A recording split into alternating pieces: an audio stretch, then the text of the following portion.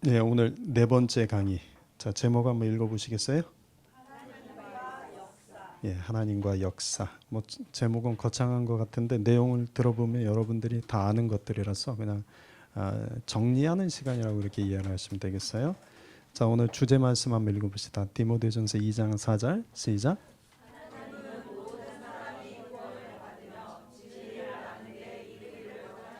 네, 이 하나님의 마음을 가장 잘 대변하는 성경 구절 중에 하나가 이 말씀입니다.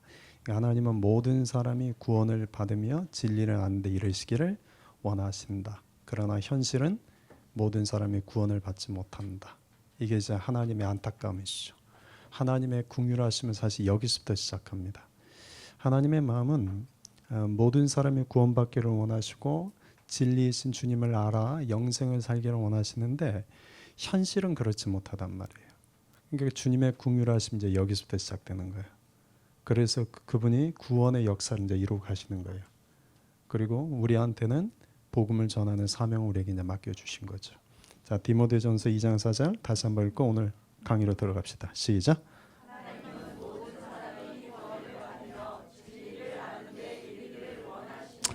아멘. 예, 성경을 그 앞에 1장부터 창세기 1장부터 11장까지를 우리가 이렇게 부릅니다. 원역사라고 부릅니다. 원역사. 믿음의 역사가 시작한 건 창세기 12장 아브라함부터 시작되죠. 그래서 창세기 12장 이전의 11장까지를 그냥 원역사라고 말을 해요. 근데 이 원역사에는 하나님께서 앞으로 세상을 어떻게 끌고 가시겠다. 하나님께서 어떻게 세상의 역사를 이루어 가시겠다는 것을 보여주는 패턴이 나옵니다. 오늘 그 패턴을 먼저 다루고 한번 가봅시다. 먼저 창세기 3장을 보면 인간이 에덴 동산에서 죄라는 걸 짓죠. 그죠? 자, 죄를 짓는 게 창세기 3장 6절에 나오는데 한번 읽어볼까요? 같이 시작.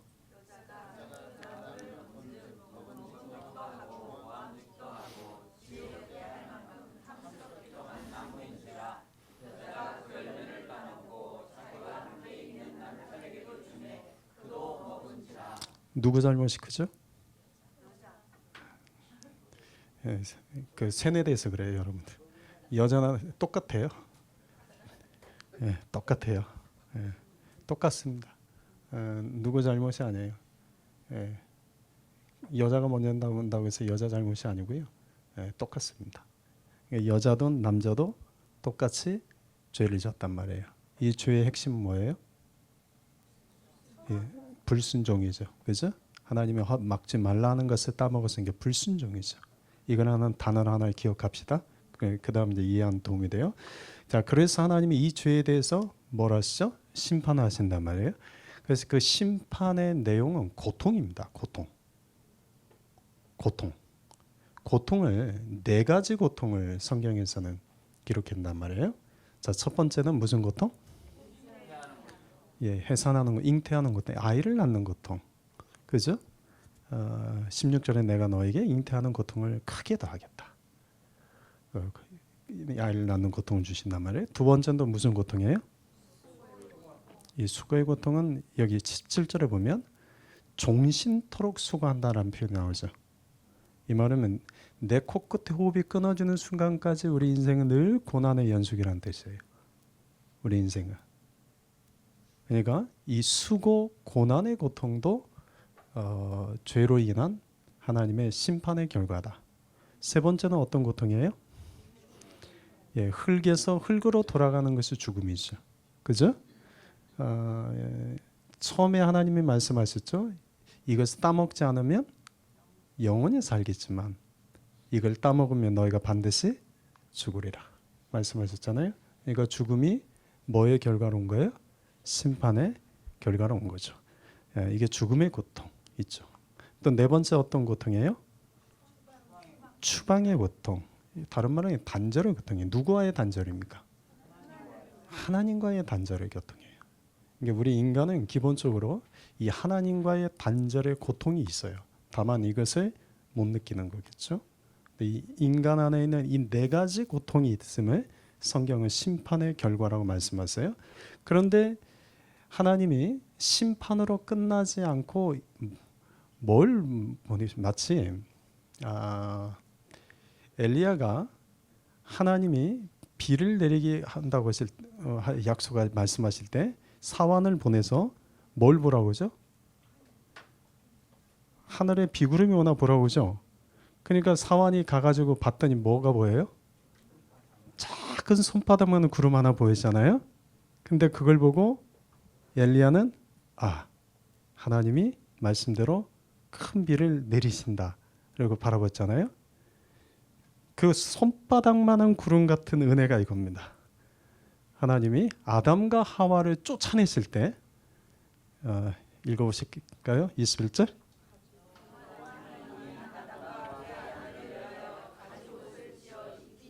네, 이 가죽옷 이게 아무것도 아닌 것 같은데 하나님이 손바닥만한 구름 같은 은혜. 이 하나님이 그러니까 인간이 죄를 졌고 그 죄에 대해서 하나님이 뭘 하셨어요? 심판하셨어요. 근데 심판으로 끝나지 않고 뭘 주세요? 은혜를 주세요. 이게 창세기 3장의 내용의 어떤 핵심이에요. 그 다음 이제 4장에 보면 4장도 비슷한 흐름을 갑니다. 4장은 어떤 내용이죠?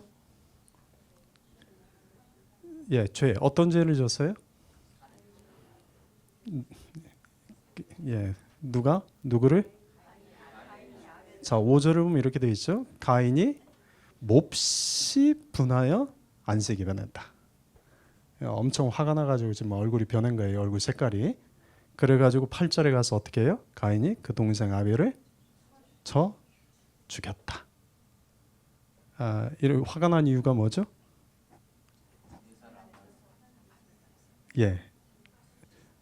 아벨의 제사는 동생 제사는 받았는데 자기 제사는 안 받았단 말이에요. 그러니까 뭐에 대해서 화가 난 거예요? 한 단어로 하면 동생에 대해서 뭘 느낀 거예요? 시기, 질투. 시기, 질투가 뭐가 됐어요? 미움 됐어요. 그 미움이 살인으로 간 거예요. 시기, 질투에서 미움으로 안 넘어가면 괜찮아요. 인간의 자연스러운 감정이 시기, 질투입니다. 그런데 시기, 질투가 뭐로 넘어갔어요?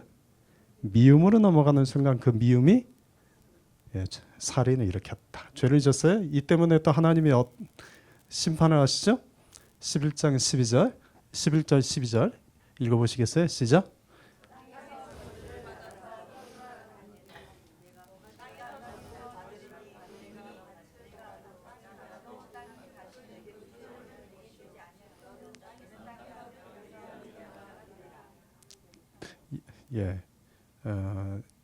어디에서 저주를 받아요? 잘 보세요. 하늘에서 저주를 받았어요? 땅에서 저주를 받았어요? 땅에서 저주를 받았단 말이에요. 하늘에서 저주를 받는 게 아니고 땅에서 저주를 받아요. 그 이유가 뭘까요? 사람은 심는 대로 거둔다는 걸 보여주시는 거죠. 땅에 내가 심는 대로 거둬요. 아벨 동생의 피가 어디로 스며들었어요? 땅으로 스며들었어요. 그 땅에서 저주를 받는다. 그러니까 사람은 이 땅에서 내가 심는 대로 거둔다는 것을 보여주시는 거예요. 땅에서 저주를 받는다. 그래서 밭을 갈아도 그 땅이 다시 너에게 효력을 너에게 주지 않으니까 어떻게 해야 돼요? 이제 농사를 지을 수 있어요? 없어요? 땅이 나를 거부하는데 어떻게 해요? 그러니까 이제 방황하나 되는 거예요.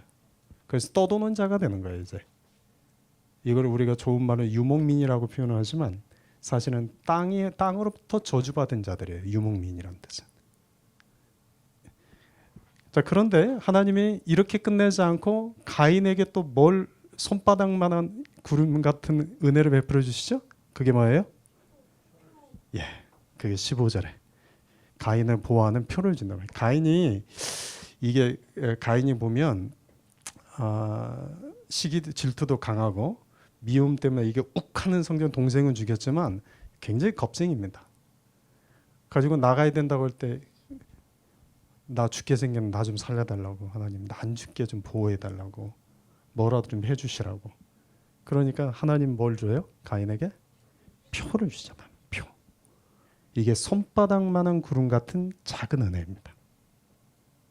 손바닥만한 구름 같은 작은 은혜를 통해서 하나님은 심판 가운데 있는 가인에게 은혜를 베풀어 주셨다. 이게 창세기 4장도 똑같이 죄, 심판, 은혜라는 패턴이 흘러가죠. 자, 창세기 6장에 가면 6장과 7장에 또 이런 동일한 패턴이 흘러가요. 자, 사람들이 어떤 죄를 지었죠? 하나님의 아들들이 사람의 딸들과 결혼했다. 근데 이거는 굉장히 점잖게 표현됐지만 정확히 말하면 여기서 이 하나님의 아들들은 두 가지를 의미해요.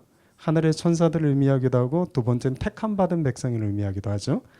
근데 사람의 딸들이라는 것은 이방인의 여인을 의미하기도 하고, 근데 이 말은 거룩한 하나님의 자녀들이 세상 여인들과 성적인 타락에 빠졌다. 그런 뜻입니다. 그래서 하나님이 이걸 보고 5절에 보면 이 죄가 얼마나 퍼졌냐면 5절에 사람이 죄악이 세상의 관영함과 그 마음의 생각이 모든 계획이 항상 악할 뿐임을 봤다. 그래서 하나님이 뭘 하세요? 그래서 이제 홍수 심판을 7장에서 나오는 거죠. 자, 그러면 인간의 창세기 6장에서 사람들이 지은 죄는 뭐 어떤 죄예요?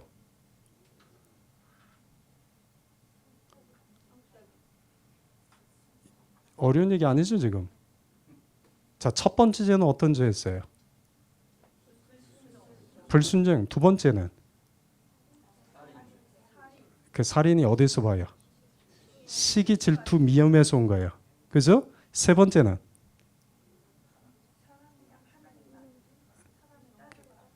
한 단어로 표현하면 성적 타락. 그냥 타락이 아니라 성적 타락에서 온 거예요. 홍수 심판이 오죠. 그런데 이때 하나님이 세상을 다 심판하시는데 또 손바닥만한 구름 같은 은혜를 베풀어 주세요. 그게 누구예요? 노아입니다. 그래서 6장 8절을 보면 그러나 노아는 누구에게 은혜를 입었더라? 여호와께 은혜를 입었더라. 자, 창세기 6장부터는 그 은혜의 대상이 사람으로 이제 바뀌기 시작합니다. 노아를 하나님이 은혜를 베풀어 주세요. 자, 창세기 이제 11장에 가면 네 번째 또 패턴이 나와요. 그래서 첫 번째 어떤 죄를 지었습니까? 어떤 죄를 지었어요? 바벨탑을 지었죠? 예. 이 바벨탑을 쌓은 것을 한마디로 하면 이건 뭐예요? 이건 예, 교만. 이건 교만이죠. 교만. 이게 네 번째 인간이 지은 죄는 뭐예요? 교만이에요. 교만. 자, 그 교만에 대한 하나님의 심판은 뭐예요? 예, 다 흩어버리셨죠. 흩어버려. 그래서 이때부터 사람들이 싸우기 시작한 거예요. 사람들이 이때부터 계속 싸우기 시작이죠. 갈등의 역사, 분열의 역사, 다툼의 역사, 끊임없는 싸움의 역사입니다. 그러면서 어떻게 돼요? 인류가 공교롭게도 싸우면서 어떻게 돼요? 흩어져요. 이건 한국 교회도 이렇습니다. 여러분들은 잘 모르겠지만 한국 교회가 70년대, 80년대 굉장히 큰 은혜를 받았지만 한국 교회가 싸우면서 교회들이 어떻게 됐어요? 다 갈라졌어. 흩어졌어. 아주 그 교회들은 오히려 더 많아졌죠. 그러니까 이게 싸움이 정당화시킬 수는 없지만 이렇게 심판을 받았는데 그런데도 하나님이 은혜를 누구를 통해서? 아브라함을 통해서 은혜를. 아브라함을 택하셔서 하나님의 은혜의 손바닥만한 구름 같은 은혜를 보여주시는 거예요. 그러니까 한국 교회가 많이 싸워서 나눠졌지만 싸움을 잘했다는 것이 아니고 하나님의 그 싸워서 흩어지고 갈라진 건 심판의 결과입니다. 그런데 그 안에 교회를 사랑하는 누군가에게 아브라함 같은 사람을 통해서 그 교회를 하나님께서 지켜주신 거죠.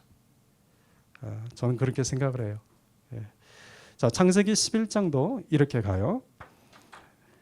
자, 그러니까 세 가지 속성, 세 가지 패턴이 보이죠? 원력 사이는 첫 번째 뭐예요? 인간이 뭘 줘요?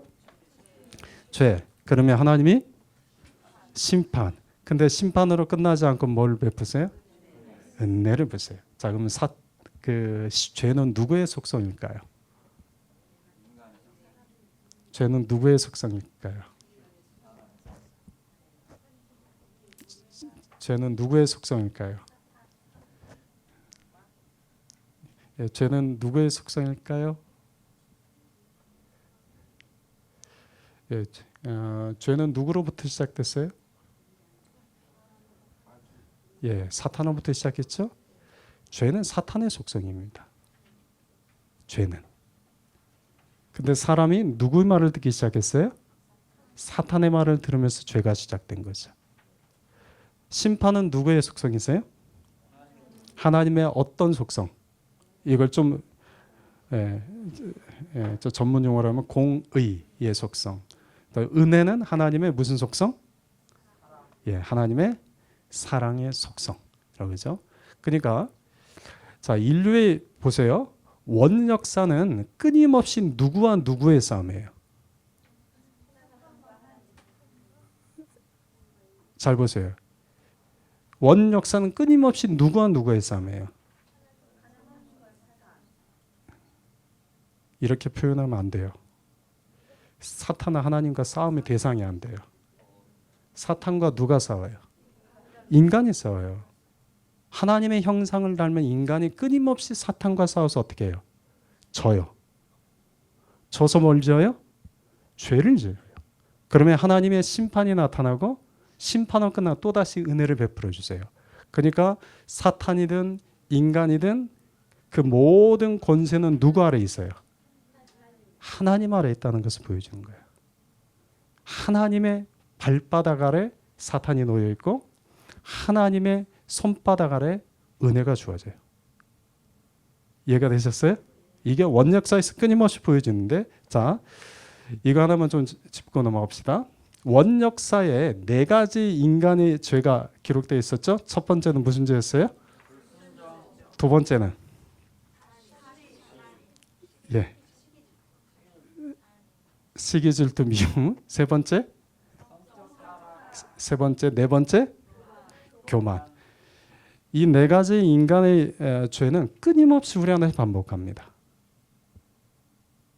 원역사에 나오는 이 인간이 지은 죄는 사탄이 인간과의 싸움에서 인간이 끊임없이 이 네 가지 죄를 반복하게 만든단 말이에요. 우리가 살면 지금도 여전히 끊임없이 똑같은 죄를 짓게 만들어요. 자, 그래서 하나님의 말씀의 불순종에 대해서 율법의 핵심은 뭡니까? 율법의 핵심은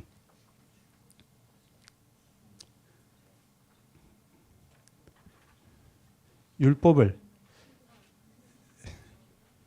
예, 반대로 생각해서요. 불순종의 반대가 뭐죠? 순종이죠. 순종을 하는 거예요. 두 번째, 시기와 질투로 인한 살인이 있단 말이에요. 시기와 질투로 인한 살인. 자, 예수님은 이렇게 말씀하셨어요. 자, 마태복음 5장 22절 같이 읽어봅시다. 시작.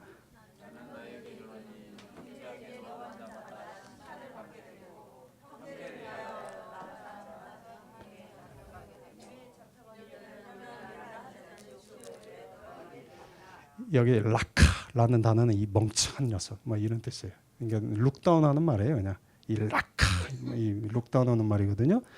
근데 누구에게?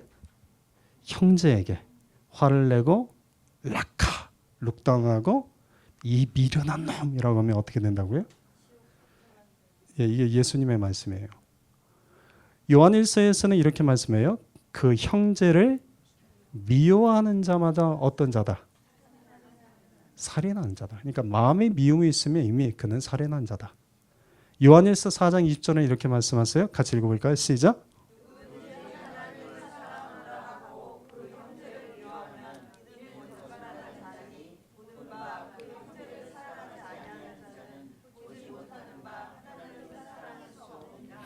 예, 아멘.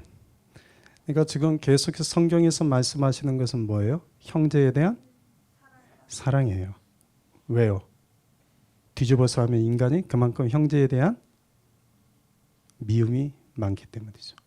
끊임없이 사탄은 우리로 하여금 미워하게 만드니까. 세 번째, 어떤 타락? 성적인 타락. 이 성적인 타락 때문에 구약 성경에 두 번의 멸망이 왔어요. 첫 번째는 홍수 멸망이고, 두 번째는 홍수 멸망은 성적인 문란함이고, 두 번째는 동성애죠. 소돔과 고모라 멸망이. 그러니까 지금 이 시대는 이 성적인 타락이 합법화되고 있는 그런 시대가 되어가고 있죠. 그러니까 우리 그리스도인은 이 부분에서는 더 엄격해야 됩니다. 적어도 거룩과 순결에 대한 엄격한 기준이 있어야 돼요. 이 부분은.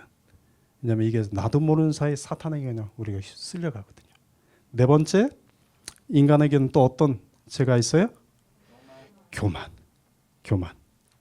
교만이라는 죄가 있죠. 그래서 성경에서는 끊임없이 이 교만에 대해서 하나님이 말씀하시죠.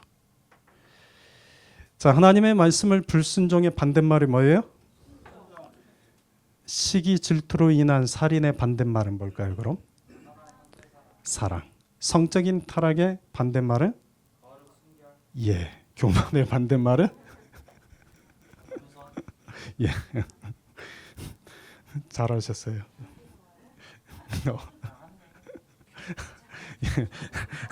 장학금 줘야겠어요. 이따가 차 2잔 마시고 가세요. 자, 왼쪽은 왼쪽 잘 보세요. 원역사를 통해서 우리가 봐야 될 것은 이건 지나간 이야기가 아닙니다. 여전히 우리 안에서 지어지는 4가지 핵심적인 죄입니다. 4개는 우리 안에 끊임없이 반복됩니다. 그래서 성경은 우리에게 이 4가지를 오른쪽으로 계속 강조해요. 뭐하라? 순종하라. 두 번째 뭐하라? 사랑하라. 세 번째 뭐하라? 거룩하라. 네 번째 뭐하라? 겸손하라. 끊임없이 이 말씀하신 이유가 있습니다. 이게 이제 창세기 12장부터 계시록 끝까지 이 4가지 틀이 계속 돌아갑니다. 인간 안에는 핵심으로. 이해가 되셨어요? 이해가 되셨어요? 자, 그러니까 인간 안에 짓는 대표적인 4가지 죄. 첫 번째 뭐다? 두 번째 살인을 좀 미움이라고 했어요. 그냥 미움. 세 번째 네 번째 교만.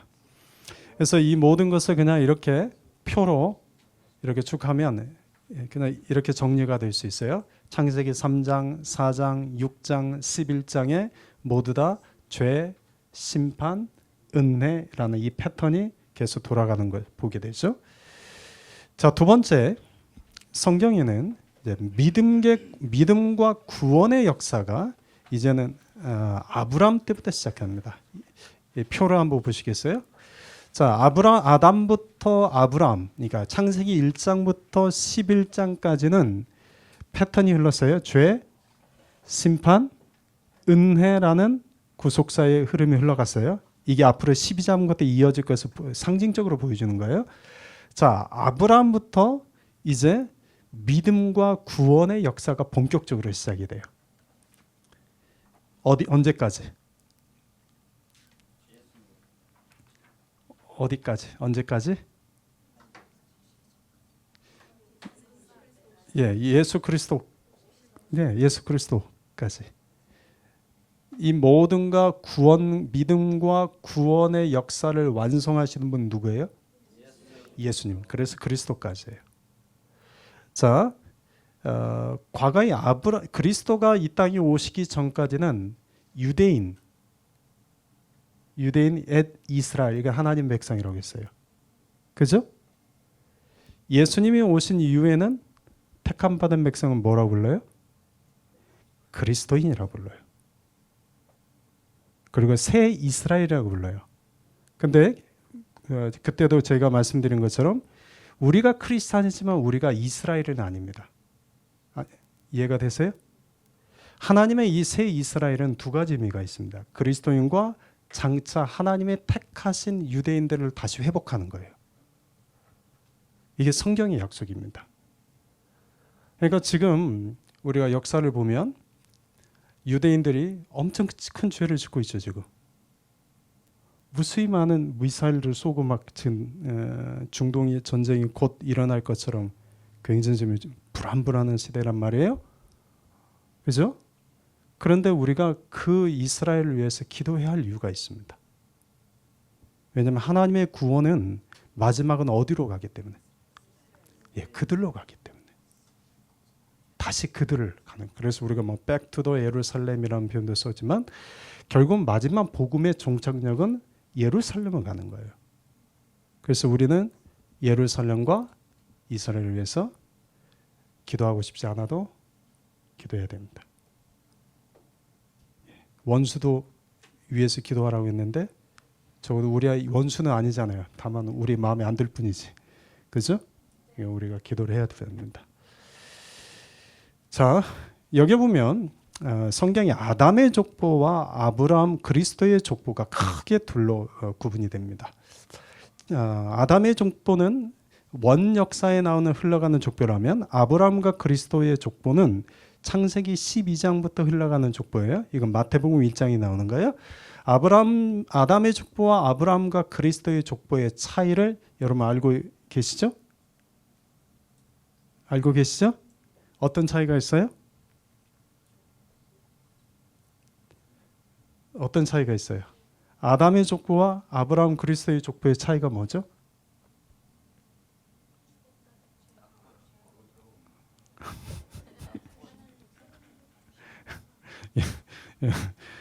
그 창세기 5장에 보면 아담의 족보가 쭉 나오거든요. 근데 아담의 족보의 특징은 낳고 살다가 어떻게 됐다? 죽었다라. 그러니까 낳고 죽었다로 끝나요. 그런데 아브라함과 그리스도의 족보는 어디 마태복음 1장에 보면 어떻게 되어 있어요? 누가 누구를 낳고 또 낳고 낳았더라. 이렇게 끝나요.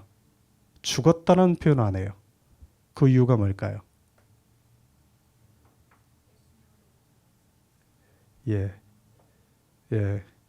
그러니까 아담의 족보는 죄의 족보란 말이에요. 죄를 지은 자의 족보란 말이에요. 그러니까 그 죄의 결과는 결국 어떻게 돼요? 죽음으로 끝나요. 근데 그리스도의 족보는 죄 사함을 받은 그분의 계보 안에 들어가는 거 아니에요? 그죠? 그리스도의 족보에 들어가는 자는 죽음이 있다 없다? 없다. 그걸 상징적으로 보여주는 거죠. 그리스도의 족보. 그러니까 우리가 누구의 족보에 들어가야 돼요?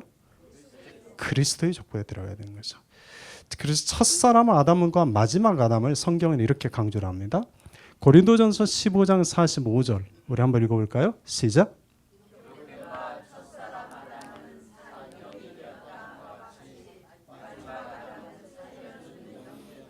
여기 첫사람 아담과 마지막 아담은 누구를 의미해요?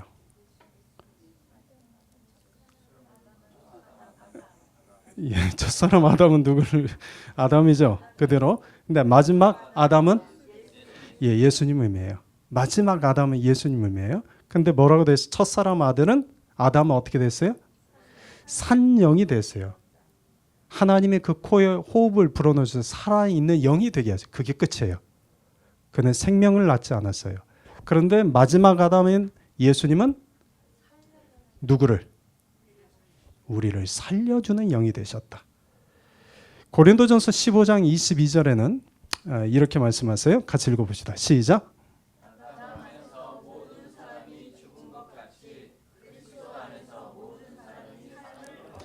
자, 누구 안에서 모든 사람이 죽었어요? 이게 누구의 족보예요? 이게 창세기 5장에는 아담의 족보입니다. 이 아담의 족보를 따르면 모두 다 아담 안에서 모든 사람이 죽었다. 그런데 그리스도 안에서 모든 사람이 뭘 얻으리라? 삶을 얻으리라. 생명을 얻으리라. 이게 누구의 족보예요? 마태복음 1장에 나오는 그리스도의 족보죠. 그리스도의 족보죠. 그러니까 세상에는 아담의 족보에 있든지 그리스도의 족보에 있든지 둘 중에 하나라는 거죠. 그러니까 우리는 아담 안에 있는 족보가 아닌 그리스도 안에 있는 족보. 그리스도 안에 있는 족보. 그 족보에서 우리는 죽음이 아닌 생명을 얻는 자가 되는 거죠. 성경에는 이와 같은 모든 것을 약속과 성취라는 단어로 표현하는데 여러분 계약과 언약이라는 단어가 있어요. 계약과 언약의 차이가 뭘까요? 성경에 보면 계약이라는 단어도 나오고 언약이라는 단어도 나오거든요. 계약과 언약의 차이가 뭘까요?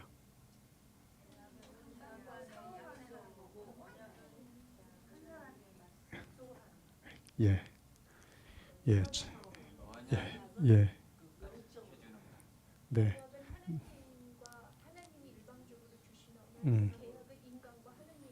네, 그래요, 맞아요.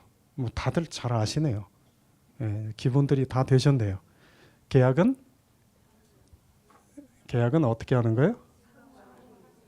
상호 서로의 합의를 통해서 이루는 거예요. 계약은. 그래서 당연하죠. 계약은 상호 합의를 통해서 하는 거예요. 근데 언약은요? 하나님의 일방적인 약속이에요. 하나님께서 일방적으로 그분이 우리에게 약속을 하시는 거예요. 하나님께서 우리에게 약속한 것은 뭐예요? 일방적인 약속. 두 가지가 있습니다. 무슨 약속을 주셨을까요? 네, 하나님이 두 가지를 약속하셨어요. 하나는 첫 번째 무슨 약속? 축복의 약속.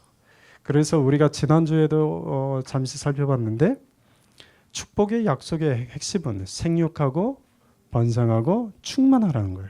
하나님이 사람을 만드시고 생육하고 번성하고 충만하라. 홍수 심판 이후에 노아에게도 첫 제사를 드리고 난 뒤에 뭐라고 했어요? 생육하고 번성하고 충만하라. 아브라함의 하나님이 처음 부르셨을 때도 아브라함과 이삭과 야곱에게 똑같은 복을 주셨어요. 생육하고 번성하고 충만하라. 그게 전부 다 이제 이루어지는 거예요. 자, 창세기 1장에서 아담에게 한 약속은 어디에서 성취가 돼요? 창세기 5장에서 아담의 족보를 보면 성취됐구나. 생육하고 번성하고 충만했구나. 이 땅에 우리가 알 수 있고, 창세기 9장에서 말하는 노아에게 한 약속은 창세기 10장이면 노아의 족보를 통해서 우리가 이렇게 성취됐구나 하는 거고, 창세기 12장, 15장 아브라함에게 한 약속은 어디에 성취가 돼요? 출애굽기 1장 7절에서 성취가 돼요. 자, 이건 생육과 번성과 충만은 기본적인 복입니다. 기본적인 복이에요, 이건. 그런데 하나님이 우리에게 특별하게 약속하신 축복이 있죠. 그게 어디에 나오죠? 그게 이제 신명기입니다. 신명기 28장에 나오는데, 신명기 28장의 1절, 2절을 우리 같이 읽어봅시다. 시작.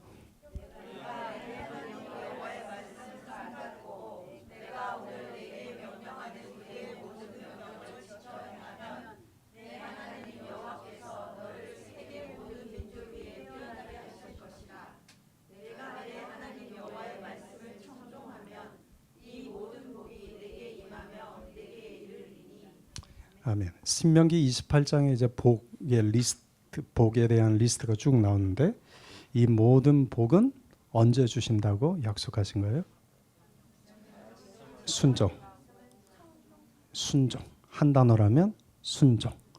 말씀을 순종하면 이 모든 걸 주시겠다. 이게 축복의 약속을 받는 비결은 순종이 있다. 그런 말씀이죠. 두 번째, 하나님이 일방적으로 약속하신 것이 구원의 약속이 있습니다. 무슨 약속이요? 구원의 약속이요. 자, 창세기 3장 15절을 우리가 원시 복음이라고 부르는데, 창세기 3장 15절 같이 읽읍시다. 시작.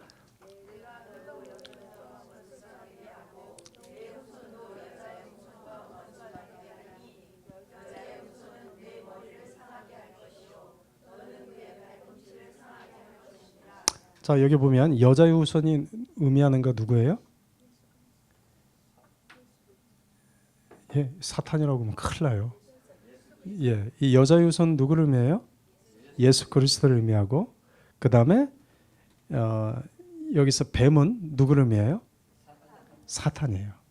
그래서 요한계시록 12장 9절과 20장 2절에 이렇게 되어 있어요. 요한복음 12장 9절을 한번 읽어보겠어요? 시작. 큰 용이 내쫓기니 옛뱀. 이 옛뱀이 누구예요? 그러니까 이 옛뱀이 바로 창세기 3장 15절에서 아담과 하와를 죄를 짓게 만들었던 그 사탄이에요. 그 뱀이에요. 옛뱀. 곧 뭐라고 해요?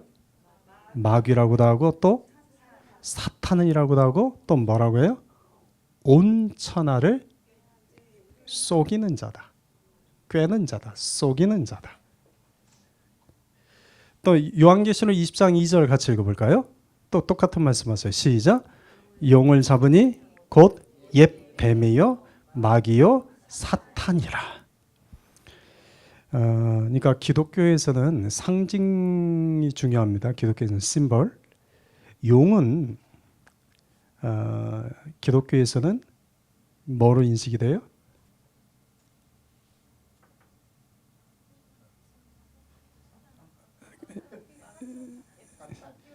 예, 지금 용은 이렇단 말이에요. 예, 용은 그러니까 집에 용상 두지 마세요.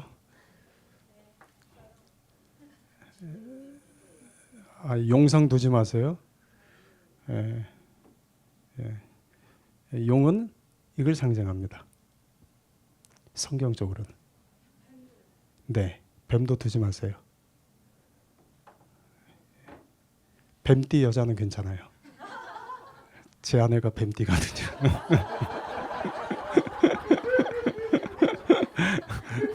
예, 농담이었습니다. 자, 혼난. 자, 용띠도 괜찮아요. 용띠도 괜찮아요. 용띠 있으시나요? 예. 예, 이 뱀, 용, 마귀, 사탄은 성경에서 서로 대표적인 이런 거예요. 온 천하를 꿰는 자예요. 속이는 자란 말이에요. 이해가 됐어요? 이해가 됐죠? 그러니까 이 원시복음에 나오는 여자의 후손과 이 사탄과 나중에 어떻게 싸움이 일어나요. 이게 나중에 요한계시록에 나오는 마지막 그 전쟁이죠. 이 용과의 싸움, 그리스도와의 싸움. 결국 누가 승리해요? 예, 예수 그리스도께서 뭐라고 말씀해요? 여자의 후손이 머리를 상하게 할 것이요 그의 발꿈치를 상하게 할 것이다. 결국은 예수님이 승리하게 돼요. 예, 그 승리가 우리의 승리가 됩니다. 창세기 22장 18절에 또 이 구원에 대한 약속을 하셨어요. 이건 아브라함에게 하신 거예요. 자, 읽어볼까요? 22장 18절 말씀만 읽읍시다. 시작.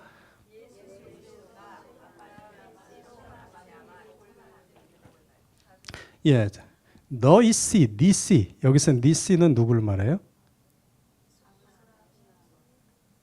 이게 아브라함의 자손인 이삭과 야곱을 말하는 게 아니에요. 예수 그리스도를 말하는 거예요. 예수 그리스도를 통해서 누가 복을 받아요? 천하 만민이 복을 받아요. 천하 만민이 구원의 복을 받아요. 누구를 통해서? 예수 그리스도를 통해서. 그래서 마태복음 1장에 보면 예수님의 족보가 누구로부터 시작이 돼요? 아브라함부터 시작돼요. 아브라함으로부터 시작하는 이유가 아브라함으로부터 어디에서 끝나요?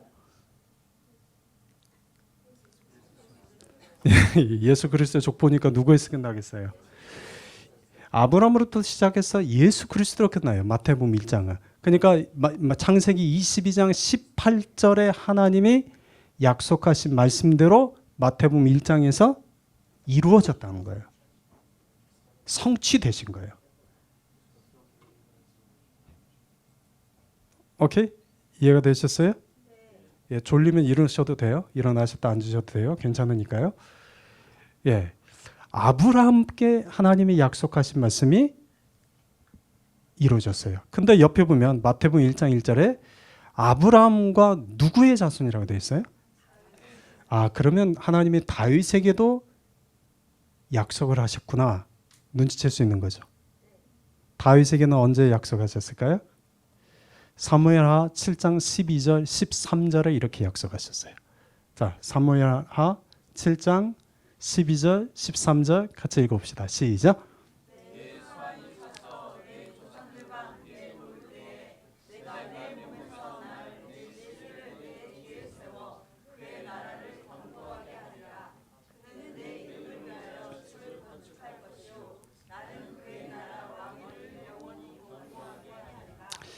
전후 문맥상으로 보면 솔로몬을 두고 말씀하신 것 같지만 솔로몬이 아니라 누구를 이야기?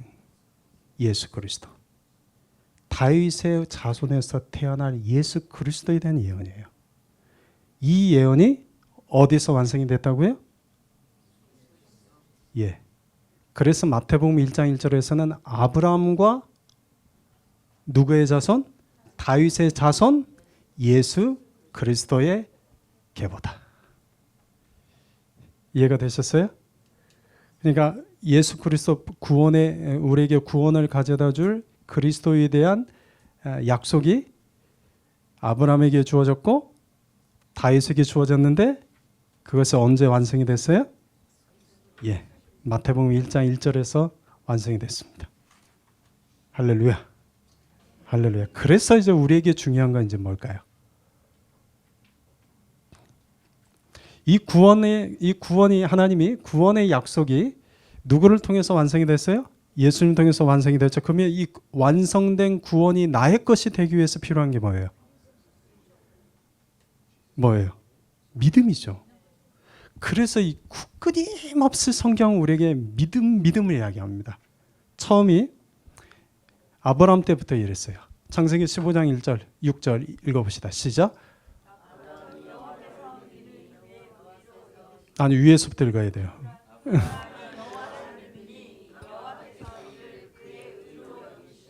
하나님이 아브라함이 어떻게 했더니 믿었더니 뭘 가졌더니 믿음을 가졌더니 그걸 보고 의롭다고 하신 거예요. 의인은 믿음으로 말미암아 살리가 여기서 시작됩니다. 의롭다고 하신 거예요. 믿음 하나 보시고. 요한복음 14장 1절에 예수님이 이렇게 말씀하셨어요. 읽어봅시다. 시작. 예, 아브라함은 누구를 믿었어요? 하나님을 믿었는데 예수님이 뭐라고 말씀하세요? 하나님과 또 나를 믿어요. 하나님과 나는 똑같다는 말씀이세요. 삼위일체 하나님이라는 걸 드러내시는 거예요. 지금 그러니까 하나님을 믿는 것과 예수님 믿는 것은 같아요? 틀려요? 같다는 거예요. 믿으라. 로마서 1장 17절 읽어봅시다. 시작.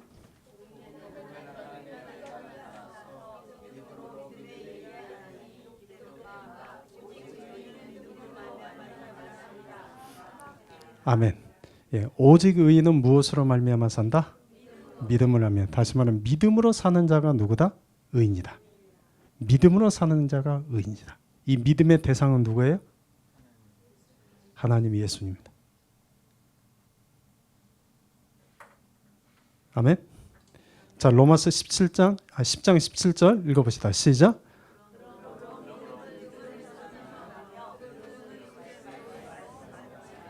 예, 믿음은 어디에서 난다? 그 들음은 무엇이다? 예수 그리스도에 대한 말씀입니다. 자, 그러면 여러분 믿음은 들음에서 나고 그 들음은 그리스도의 말씀이잖아요. 그럼 그리스도의 말씀 뭐예요? 예, 그렇죠. 성경이에요. 예수님이 이렇게 말씀하셨어요. 요한복음 5장 39절 읽어보시다. 시작.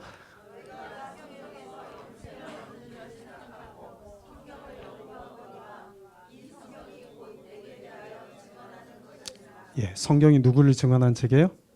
예수님을 증언한 책. 누가복음 24장 44절 45절에서 이렇게 말씀하셨어요. 읽어보자. 시작.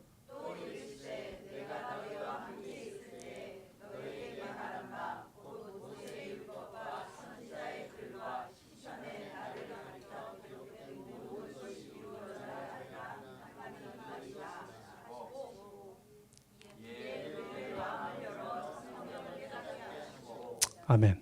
예수님께서 엠마오로 가는 두 제자에게 모세의 율법과 선지자의 글과 시편, 구약 성경에 있는 모든 것이 다 누구를 가리켰다? 예수 그리스도를 가리킨 것을 이루어져야 한다는 한 말이 이것이다. 바로 내가 그렇다. 말씀하시고 그들의 마음을 열어 성경을 깨닫게 하셨다. 성경을 깨닫게 하셨다. 그래서 우리가 성경을 가까이 할 이유가 또 여기 있습니다.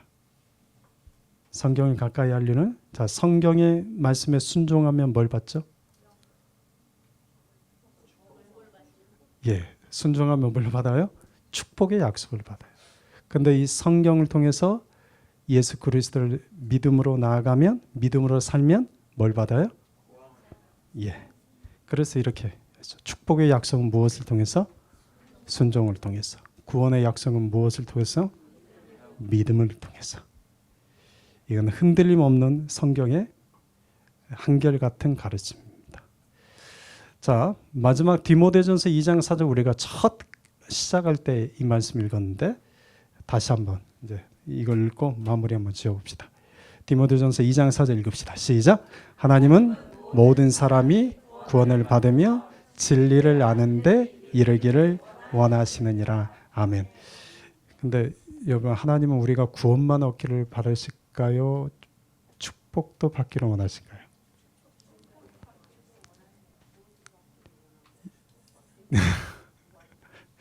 그렇죠? 하나님은 축복과 구원의 약속을 우리에게 주신 이유는 우리가 모두 다 축복의 약속, 구원의 약속을 받기를 원하시는 거죠. 그렇죠? 그러기 위해서는 우리가 더 하나님의 말씀을 배우고 익히고 그 말씀에 순종하고 그 말씀을 믿음으로 살아가는 자가 됩시다. 아멘.